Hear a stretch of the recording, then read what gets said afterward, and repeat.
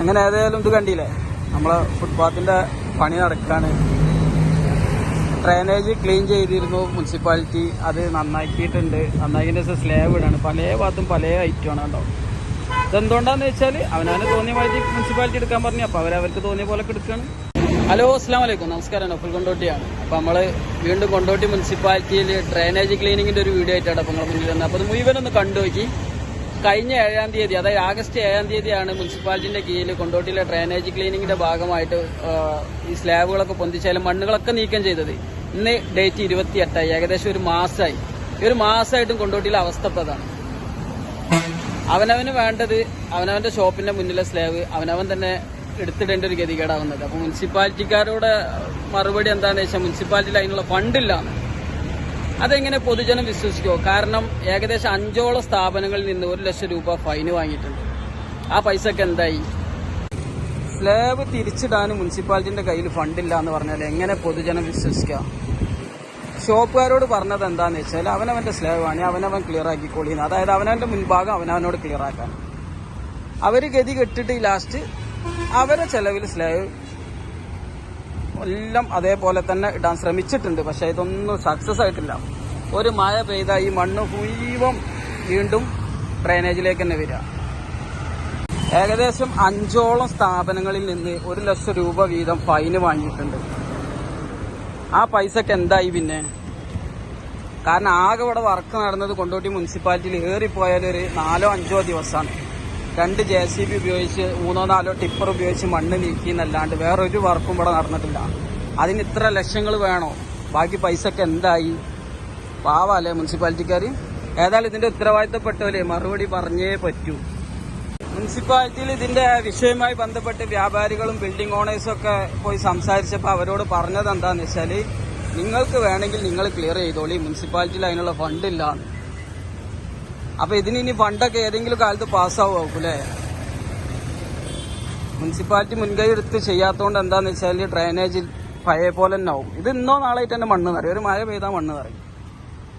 അതുപോലെ ഇവിടേക്കുള്ള ഫുട്പാത്ത് അപ്പം എവിടെ ഉണ്ടാകുക?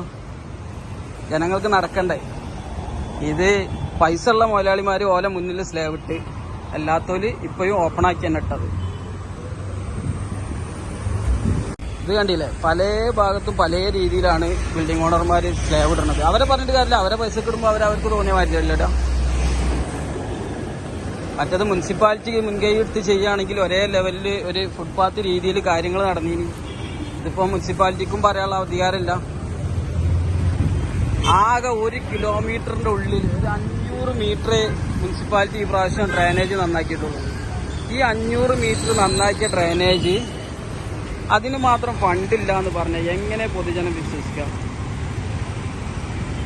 കൊണ്ടോട്ടിയിലെ അവസ്ഥ ഒരു പാലം പോലും ഇല്ല, ഒരൊറ്റ സ്ലാബ് പോലും ഇല്ല. ഒരു പലകമ്മ കൂടെയാണ് കുട്ടികൾ അങ്ങോട്ടും ഇങ്ങോട്ടും നടക്കുന്നത്. ഇതൊക്കെ ആരെങ്കിലും വീണ് എന്തേ പറ്റി ആര് സമാധാനം പറയും? ഇവിടൊക്കെ ഏകദേശം സ്ലാബ് ഇട്ട് വന്നു. ഇതാ ഇവിടുന്ന് ഇങ്ങോട്ട് ഒരു സ്ലാബും ഇല്ല, ഒന്നുമില്ല. കാരണം ഈ ബിൽഡിംഗ് ഒഴിഞ്ഞിടക്കാണ്.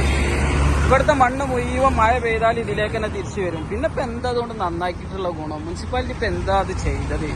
കൊണ്ടോട്ടി ആകെ വൃത്തികേടാക്കിക്ക. ആകെ 17 മുതൽ, അതായത് അമ്പലത്തിന്റെ അവിടുന്ന് മുതൽ മേഴ്സി ഹോസ്പിറ്റലിന്റെ അതുവരെയാണ് ഇത് ക്ലീൻ ചെയ്തത്. അതിന്റെ ഒരു അവസ്ഥയാണിത്.